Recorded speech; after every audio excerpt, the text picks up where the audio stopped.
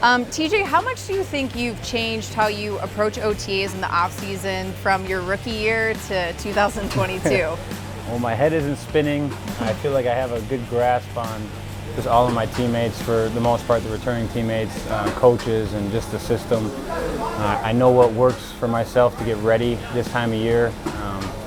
And it's crazy to look back and think about how much I had on my mind your rookie year. You know, you're trying to figure out housing outside of here. You're trying to figure out the playbook. You're trying to meet everybody, and you just have so many thoughts in your head.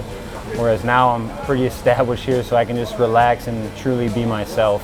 I'm having a lot of fun. Is there anything different training-wise or preparing your body that you do now that you wish you did back then? I mean, of course. I know what drills to work on. I'm more comfortable with what I need to work on, self-evaluating and just being open to coaching. I feel like when you're younger, you're just trying to work on everything, and you don't really know how to focus on a specific task each day. Whereas out here, I can come out here and say, today I need to work on these steps or this pass rush move, then tomorrow I'll do it. Whereas I'm not trying to work on every aspect of my game every single day. One of the things Coach Tillman always says about that time from when the season ends to now in training camp is, you know, taking care of your body, getting in the best shape. Is there anybody that when you got back to Pittsburgh, you looked at and you're like, oh wow, they took that to heart? Oh, yeah. I mean, I think everybody out here looks great. I think Kendrick Green's one of those guys that he definitely put on weight. He looks more built up. I feel like everybody does such a great job now. This is a full-time job. It's not like back in the day where you just come in training camp and get in shape. This is you have to stay in shape year-round, continue to challenge yourself, because if you're not doing the work, someone else out there is. So that's what I love about this job. Do you, Cam, make some of the older defensive guys now feel like you need to take on, you know, the leadership now that, you know, Ben's not here, and it's just kind of a different team at this point? Yeah, it definitely is a different team, but I feel like it's just kind of the natural progression as I continue to get older and more comfortable here in the building, just to continue to take guys under my wing and just grow into a leadership role. But at the end of the day, I'm not trying to be somebody that I'm not, being very vocal or outspoken. And I'm a pretty reserved guy until you get to know me, and then I kind of open up a little bit more. So right now I'm just kind of evaluating the newer guys. Might not be as talkative as they'd like me to be, but just trying to see what kind of presence they have around here, and then the leadership role comes into play. Ben was very competitive, and I know during OTAs you guys can't do a lot in terms of 11 on 11.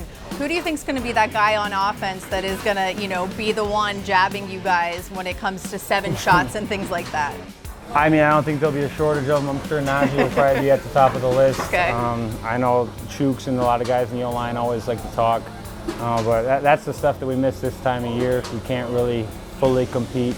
But if anybody wants to talk, we can always take it to the golf course too and do it that way. So we have good competition on or off the field. How's your golf game been this offseason?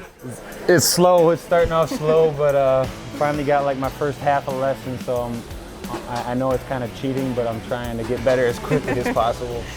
In terms of, it wasn't too long ago that the defense was a young unit. Is there anything through that process that you would tell this young offense to not speed up the process, because you can't really do that, but just, you know, to get them to gel as fast as possible?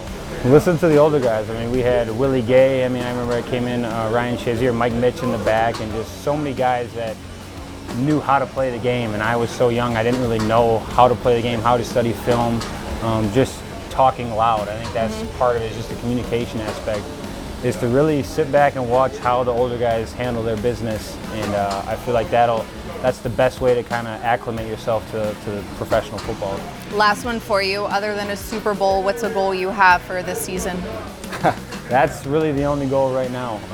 Like I said, I'm not a big individual goal guy. I don't have X amount of sacks, X amount of TFLs. It truly is be a game wrecker and win a Super Bowl. That's really all there is to it at this point. All right, TJ, thank you. Thank you.